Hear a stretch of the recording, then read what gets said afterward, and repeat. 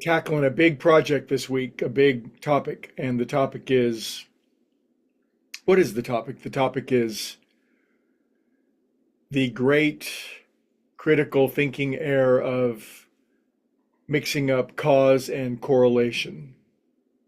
That's all I got for you today, but that's where we're going. And the reason I'm going there is to remind ourselves once and for all, to the degree that we're really willing to hear it, that our brains are filters of thought and not the cause of thought.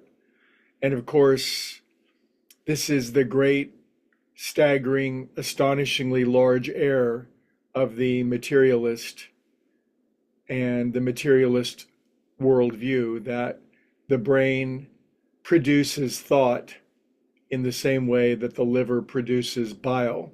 And it is this error that is the cause of so much difficulty and trouble for us individually and us collectively, because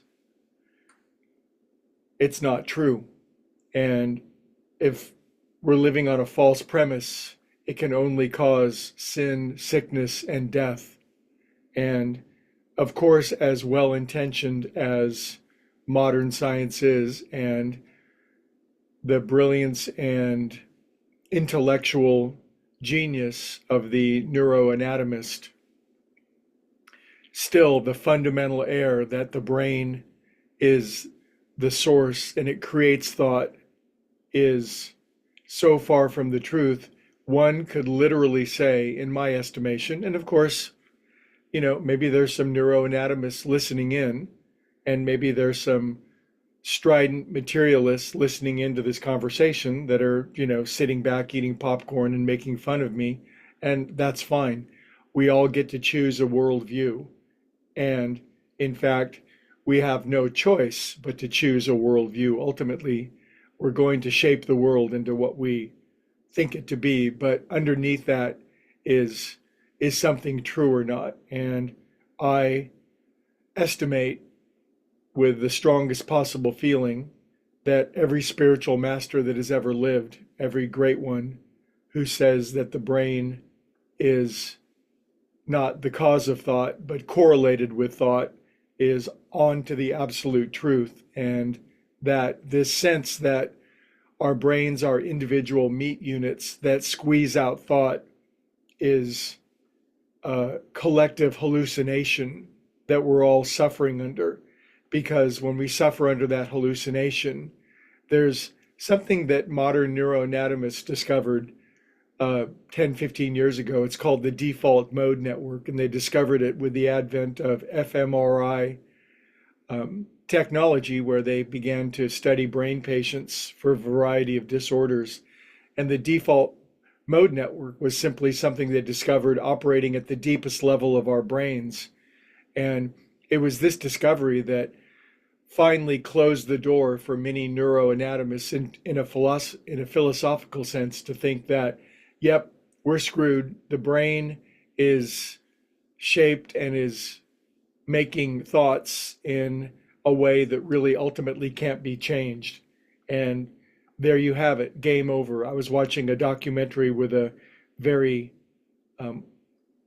just a genius neuroanatomist, made many discoveries. And when he discovered the default mode network, he pretty much gave up on anything philosophical or anything associated with free will and said, well, game over. I'm just going to try not to think again for the rest of my life. There's no point, because there's something so deep operating inside of my brain that's running the show, over which I really can never influence and over which I never have any control. And that is the final end game of the materialist, which is we're just atoms and molecules bumping into one another. The great hope of this week's talk is that our brains are filters of thought, and there's a power greater than ourselves.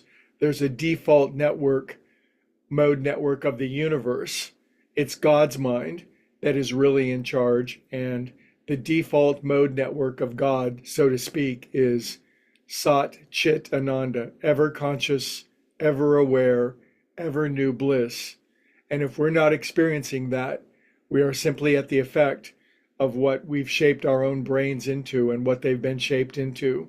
And the final thing I'm going to say is that Christ consciousness, is the king of karma. The consciousness of Christ releases each and every one of us from any constraints and cause and effect that's happened to our brain.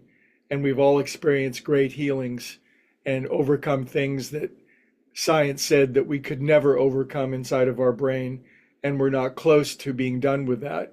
So the great message, the gospel this week is that with proper faith, work, trust, we will realize that our brains, we're not slaves to our brains, and that actually our brains are a great tool and we can put them to wonderful use if we're willing to do that. So, big topic. Let's dive in. Have a great week, and I will see you all tomorrow.